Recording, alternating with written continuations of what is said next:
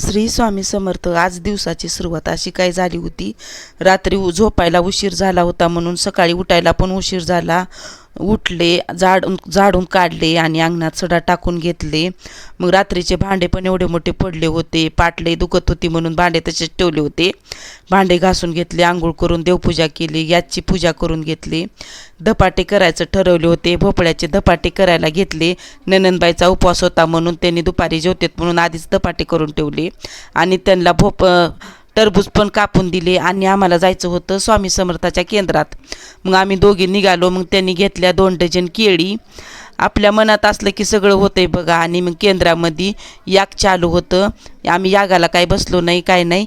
आरतीला थोडा वेळ होता, तोपर्यंत आम्ही स्वामी समर्थाचा जप करत बसलो। एवढं सुंदर वाटते कणी तिथे गेल्यावर। मग आरती झाली, मग मला घरी पण काम होतं, दळण करायचं होतं आणि दळायला पण जायचं होतं म्हणून पहिलं दळण नीट करून घेतले आणि दळायला निघाले।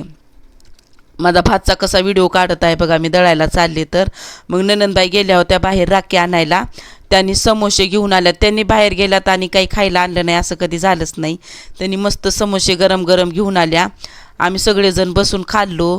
आजच्यासाठी एवढं। श्री स्वामी समर्थ। पुढल्या व्हिडिओमध्ये भेटूया, बाय।